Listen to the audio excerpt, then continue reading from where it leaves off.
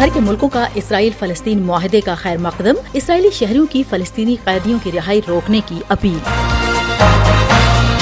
عراق کی اپنی سرزمین پر امریکی فضائی حملوں کی شدید مذمت۔ الاسکا میں مٹی کا تودا گرنے سے 3 افراد ہلاک، 3 لاپتہ۔ وائس آف امریکہ واشنگٹن سے اہم خبروں کے ساتھ سعدیہ زیب رانجھا۔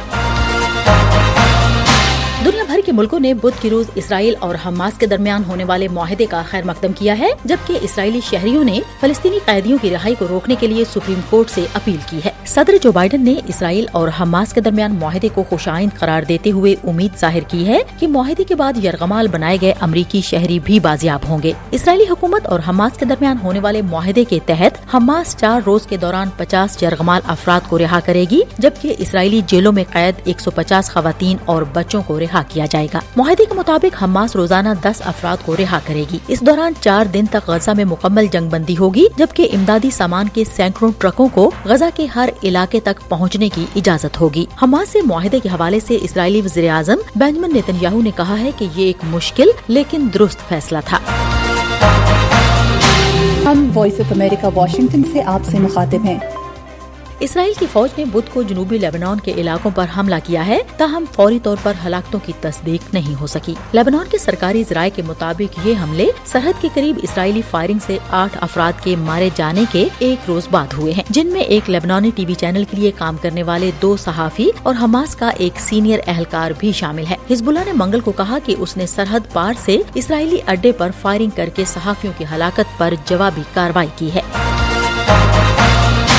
عراق نے بدھ کے روز اپنی سرزمین پر امریکی فضائی حملوں کی شدید مذمت کی ہے، جس میں ایران کے حمایت یافتہ گروپوں کو نشانہ بنایا گیا، جس میں گروپ کے مطابق اس کے 8 جنگجو مارے گئے ہیں، جنہیں واشنگٹن اپنے فوجیوں پر حملوں کا ذمہ دار ٹھہراتا ہے۔ عراقی حکومت کے ترجمان باسم العبادی نے کہا کہ منگل اور بدھ کی صبح کو ہونے والے حملے عراقی حکومتی اداروں کے علم میں لائے بغیر کیے گئے تھے اور یہ عراقی خود مختاری کی ناقابل قبول خلاف ورزی تھے۔ تاہم انہوں نے ایران کے حمایت یافتہ گروپوں پر بھی تنقید کی۔ حزب اللہ بریگیڈز نے ایک بیان میں کہا کہ امریکی بمباری سے ہمارے ساتھیوں کی ہلاکت کا بدلہ لیا جائے گا۔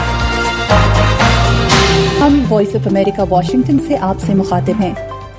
وائٹ ہاؤس نے منگل کو اس بات پر تشویش کا اظہار کیا کہ ایران یوکرین کے خلاف جنگ میں استعمال کے لیے روس کو بیلسٹک میزائل فراہم کر سکتا ہے۔ Iran may be preparing to go a step further in its support for Russia. قومی سلامتی کونسل کے ترجمان جان کربی کا کہنا تھا کہ ایران پہلے ہی روس کو بغیر پائلٹ کے ڈرون، گائیڈڈ فضائی بم اور آرٹلری گولہ بارود فراہم کر رہا ہے اور ہو سکتا ہے کہ وہ روس کی حمایت میں ایک قدم آگے بڑھنے کی تیاری کر رہا ہو۔ تاہم کرملن نے جان کربی کے اس بیان پر تبصرہ کرنے سے انکار کر دیا۔ کرملن کے ترجمان دمیتری پیسکوف نے ایک باقاعدہ نیوز بریفنگ میں صحافیوں کو بتایا کہ ہم ایران کے ساتھ فوجی اور تکنیکی تعاون کے شعبے سمیت تعلقات کو فروغ دے رہے ہیں، لیکن ہم ان معلومات پر تبصرہ نہیں کرتے۔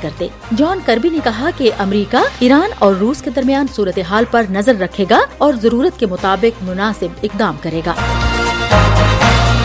بھارتی وزیر اعظم نریندر مودی نے کہا کہ اس بات کو یقینی بنانا ضروری ہے کہ غزہ میں اسرائیل اور حماس کے درمیان تنازع علاقائی تنازع میں نہ بدل جائے۔ یہ سنشچت کرنا بھی ضروری ہے کہ اسرائیل اور حماس کی لڑائی کسی طرح کا چھیتریہ روپ دھارن نہ کر لے۔ مودی نے G20 ممالک کے ورچوئل سربراہی اجلاس کے افتتاح کے موقع پر بات کرتے ہوئے اسرائیل اور حماس کی جنگ کے نتیجے میں شہریوں کی ہلاکتوں کی مذمت کی اور خطے میں مستقل اور بروقت انسانی امداد کی فراہمی پر زور دیا۔ فریقین کے درمیان طے پانے والے معاہدے کا خیر مقدم کرتے ہوئے مودی نے امید ظاہر کی کہ تمام یرغمالیوں کو جلد رہا کر دیا جائے گا۔ یہ وائس آف امریکہ ہے۔ آپ ہمارے پروگرام فیس بک پر بھی براہ راست دیکھ سکتے ہیں۔ پتہ ہے facebook.com/VOA Urdu۔ اور امریکہ کی جنوب مشرقی ریاست الاسکا میں مٹی کا تودا گرنے سے 3 افراد ہلاک اور 3 لاپتہ ہو گئے ہیں، جبکہ مکانات منہدم ہو گئے۔ ریسکیو عملے کو ایک لڑکی اور 2 بالغ افراد کی لاشیں ملی ہیں، جبکہ باقی افراد کو ڈھونڈنے کا عمل جاری ہے۔ اسی دوران ایک خاتون کو بچا لیا گیا جو ایک گھر کی اوپری منزل پر تھیں، انہیں طبی امداد دی جا رہی ہے۔